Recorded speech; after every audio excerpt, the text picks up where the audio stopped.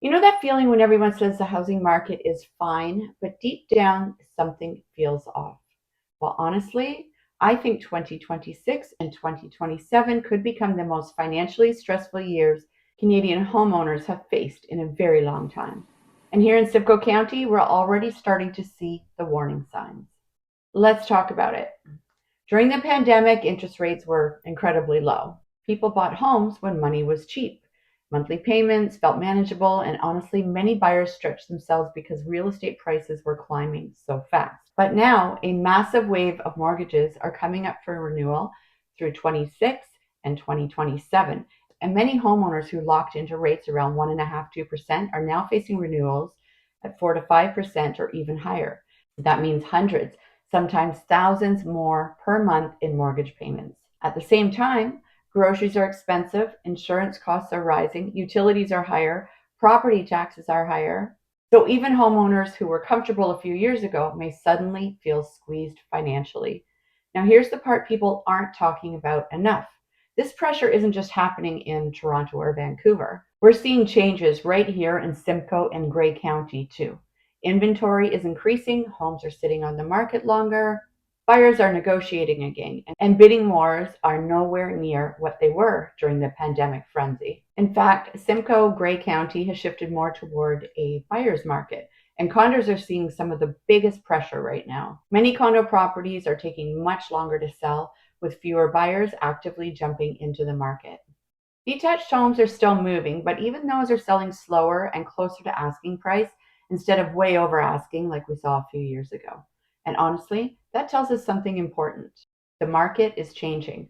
Now let's talk about something else adding pressure: job losses and economic uncertainty. Because when people lose their jobs at the same time mortgage payments are increasing, financial stress can build very quickly. And unfortunately, banks, they don't really care why someone can't make their payment. They just care whether the payment gets made. Now, some people are hoping interest rate cuts are going to magically save the market. But realistically, a small quarter point may only save a homeowner maybe $80, $90 a month on a large mortgage.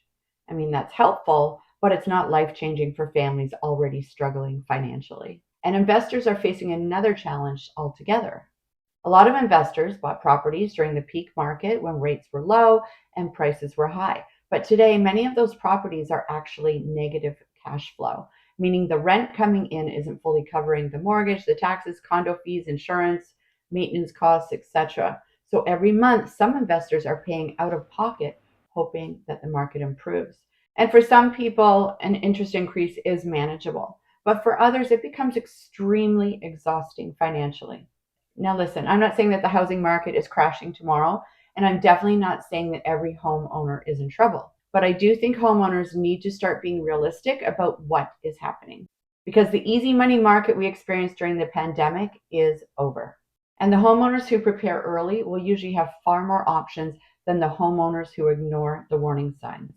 Canadians are tough, we're resilient, we've been through the challenging markets before, and many people will get through this too. But resilience alone isn't enough. This is also about being proactive, being smart, and getting ahead of the situation before it becomes a problem. If your mortgage is renewing in 26 or 2027, now's the time to really take a hard look at your finances. Know your numbers. Understand what your payments could look like. Reduce unnecessary debt where possible, and start having conversations early with your mortgage professional, financial advisor, or realtor. Because the people who prepare early usually have the most options later. And honestly, staying informed and making smart decisions now could make a huge difference over the next couple of years. I truly believe 2026 and 2027 are going to reshape the Canadian housing market in a very big way. Not necessarily because of a crash, but because financial pressure changes how people buy, sell, borrow, and invest. And we're already starting to see that shift happening right here in Simcoe and Grey County.